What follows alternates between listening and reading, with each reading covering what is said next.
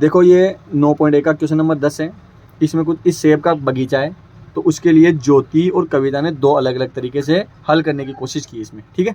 तो ज्योति ने तो क्या किया, इसको बीच में से काट दिया, यानी दो समलंब चतुर्भुज यानी ट्रेपेजियम में इसको बांट दिया। जबकि कविता ने क्या किया, ऊपर से बांट दिया, तो एक तो ऊपर वाला त्रिभुज हो गया यानी ट्राइंगल हो गया, और नीचे वाला क्या हो गया, वर्ग यानी स्क्वायर हो गया। तो अपन देखेंगे दोनों से आंसर इक्वल आते हैं क्या। तो सबसे पहले अपन जो ज्योति का आरेख है, ज्योति के आरेख को क्या करेंगे, सोल्व करेंगे। तो देखिए ज्योति के आरेख के अकॉर्डिंग मुझे बताइए ये समलंब चतुर्भुज हो गया क्या, कैसे, अगर आप इसको घुमा के केवल इतना सा देखोगे तो है क्या समलंब चतुर्भुज।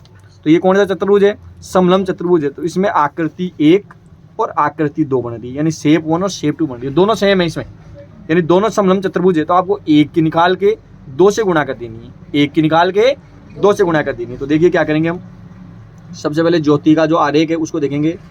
ज्योति का आरेख है, तो ज्योति ने क्या बनाया बताओ। तो ज्योति ने इसने जो आकृति को समलंब यानी ट्रेपेजियम में बांटा है। किस में बांटा है, समलंब में बांटा है। और कितने समलंब में बांटा है, 2 समलंब में बांटा है। कितने समलंब में बांटा है, 2 समलंब में, 2 समलंब में इसको बांटा है। अब अपन समलंब चतुर्भुज का क्षेत्रफल का फॉर्मूला लगा के इसको सोल्व कर लेंगे। तो देखिए आकृति 1 का क्षेत्रफल लगाएंगे, यानी एरिया ऑफ शेप 1। कैसे लगाएंगे, आकृति 1 है वो समलंब चतुर्भुज है क्या, तो समलंब चतुर्भुज का फॉर्मूला बताया था मैं आपको, 1/2 एच ए प्लस बी होता है।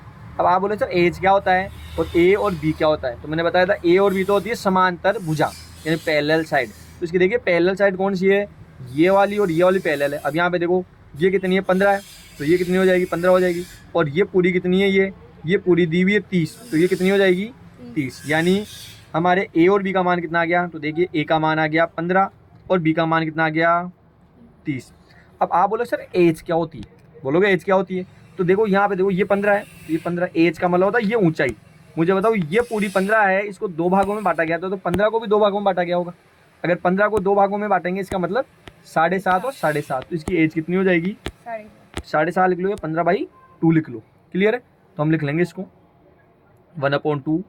एज की वैल्यू कितनी है 15/2 और ए प्लस बी की वैल्यू कितनी है, ए की वैल्यू कितनी है 15 और बी की वैल्यू कितनी है 30। कोई प्रॉब्लम। अब क्या कर लेंगे हम, इसको सॉल्व कर लेंगे। 15 को 1 से गुणा किया तो 15 एकम 15, 2 को 2 से गुणा किया तो 4, 15 और 30 ऐड करेंगे तो कितने आ जाएंगे 45 आ जाएंगे। क्लियर है। अब तुमको क्या करना है कि बताओ ये आकृति 1 है, तो आकृति 1 ऐसी है और आकृति 2 भी सेम है, तो आपको क्या करना है, कुल आकृति का क्षेत्रफल निकालने के लिए इसको 2 से मल्टीप्लाई कर देना है। 2 से क्या कर देना है, मल्टीप्लाई कर देंगे, 2 से मल्टीप्लाई कर देंगे। इसको कितने से मल्टीप्लाई कर देंगे, 2 से। तो देखिए 2 से काटेंगे इसको, 2 एकम 2, 2 दूनी 4। अब 15 को 45 से गुणा कर लेंगे, तो देखिए 15 × 45 अपॉन में 2। आगे सोल्व करेंगे, 15 को 45 से मल्टीप्लाई करने के लिए 15 पूर्ण 75 के 5 आगे बच गए 7, 15 चौक 60, 60 और 7 67 यानी 67 हो जाएंगे, अपॉन में 2 आ गया। तो ये इसका क्या आ गया, एरिया आ गया। अब ये सेंटीमीटर में तो क्या लिख देंगे, सेंटीमीटर स्क्वायर में लिख देंगे। हो सकता है एरिया में इसका 2 से भाग करके भी लिखा जा सकता है। क्लियर है। अब ये निकल गया किसका आरेख का फॉर्मूला, ज्योति के आरेख का। अब हम देखेंगे कविता के आरेख का फॉर्मूला भी यही निकलता है क्या। तो देखिए क्या करेंगे हम, कविता का आरेख यानी कि कविताज डायग्राम, ठीक है। तो ये कैसे करेंगे वो देखो, इसमें एक तो त्रिभुज है और इसमें एक वर्ग है। तो सबसे पहले एक तो क्या है, एक त्रिभुज का क्षेत्रफल और एक क्या है, वर्ग का क्षेत्रफल, यानी कि एरिया ऑफ ट्राइंगल और एरिया ऑफ स्क्वायर, ठीक है। अब देखिए त्रिभुज का क्षेत्रफल का फॉर्मूला क्या होता है, 1/2 बेस इंटू हाइट होता है, और वर्ग के क्षेत्रफल का फॉर्मूला क्या होता है, भुजा स्क्वायर, साइड स्क्वायर। क्या होता है, भुजा स्क्वायर लिख दो या ए स्क्वायर करके आप लिख सकते हो, ठीक है। अब मुझे बताओ ये इसकी साइड कितनी थी, 15 थी क्या, 15 थी। ये भी 15 है, ये भी 15 है, ये भी 15 है, ये भी 15 है। और आपको ए की वैल्यू तो कितनी मिल गई, 15 मिल गई, यानी साइड है जो भुजा है वो कितनी मिल चुकी है आपको, 15 मिल चुकी है। अब आप त्रिभुज के लिए बात करोगे, त्रिभुज के लिए आधार यानी बेस तो मिल गया आपको कितना, 15। तो बेस तो है कितना 15, लेकिन ये हाइट निकालनी है, हाइट कैसे निकालोगे, ये हाइट निकालने के लिए आपको क्या करना पड़ेगा मुझे बताओ। ये टोटल है 15, कितनी है, 15। और ये टोटल है कितनी, 30। और मान लो आपको ये बीच में ये हाइट निकालनी है ये, तो क्या करोगे, इस 30 में से, ये 30 है, इस 30 में से इस 15 को माइनस कर दोगे तो ये बच जाएगी क्या 15 हाइट।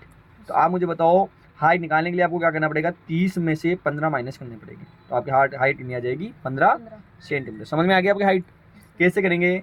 देखो ये पूरी हाइट है 15, पूरी हाइट कितनी है 15 है, ये 30 है पूरी, और जिसमें ये जो हाइट है वो 15 है। तो अगर मान लो ऊपर वाली हाइट निकालनी है तो ये पूरी 30 है और ये पूरी 15 है, तो 30 में से 15 माइनस कर दोगे तो आपकी ये वाली हाइट आ जाएगी या नहीं आ जाएगी। क्लियर है। तो ये हाइट कितनी है 15 सेंटीमीटर। अब फॉर्मूला रख दूँ 1/2, बेस कितना है, बेस कितना आया है 15, बेस कितना है 15, और हाइट कितनी आई है 15, प्लस इधर भी साइड कितनी थी 15, स्क्वायर का मतलब क्या होता है, स्क्वायर कर दो, 2 बार लिख दो, या 2 बार मल्टीप्लाई करके लिख सकते हो या स्क्वायर लगा सकते हो।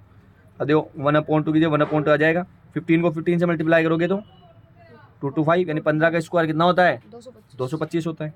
इधर भी कितना आ जाएगा 225 आता है। अब एलसीएम लेके इसको जोड़ देंगे, इसको पहले ऐसे लिख दो, 225 को 1 से मल्टीप्लाई करोगे तो वही आ जाएगा, बट्टे 2 की जगह 2 रह जाएगा, इधर कितना आ जाएगा 225 बट्टे 1।